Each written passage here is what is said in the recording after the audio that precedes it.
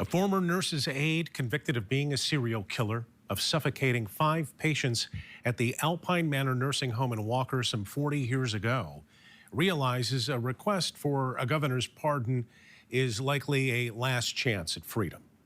Gwen Graham insists there were no murders. Graham spoke by phone with Target 8's Ken Kolker. Graham, who now identifies as a transgender man, is serving 6 sentences of life without parole in a Michigan prison. What would you say to Governor Whitmer? I never killed anybody. Please let me leave. The 62-year-old Graham says the stories of murder at Alpine Manor in 1987 started as a joke and later turned into testimony. Testimony led by another former nurse's aide, Catherine Wood, that ended with a jury convicting Graham of 5 counts of first-degree murder and conspiracy to murder. It wasn't either Kathy or I that even started the whole thing about it. We were at a party, and all of us were watching the movie Motel Hell, where motel workers kill the guests and turn them into sausage. It started out as a chili cook-off thing. It was just a joke. And whenever someone would pass away at the nursing home, everybody would say, "Oh, we're going to have a chili cook-off." It was just a stupid joke by a bunch of stupid young kids drunk at a party, and it just went on.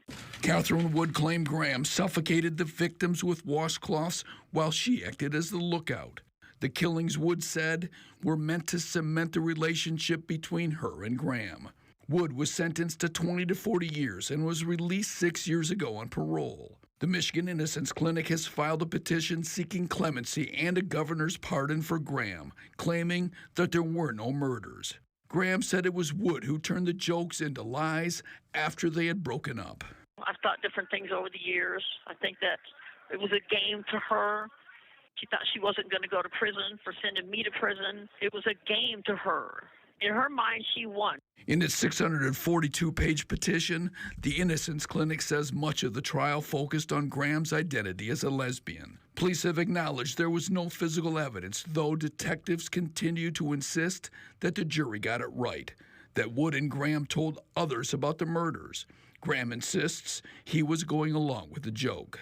The reason I was convicted was not because anybody was killed. It was because I was gay. And in that day and age, being gay was just not the cool thing. Graham has a message for the victims' families. I want them to know that nobody killed their loved ones. They were not murdered.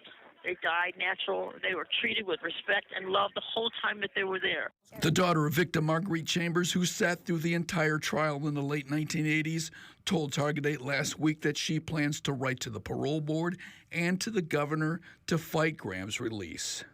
What about Gwen Graham saying that these murders never happened? Oh, no, that ain't true. Do you have any doubt?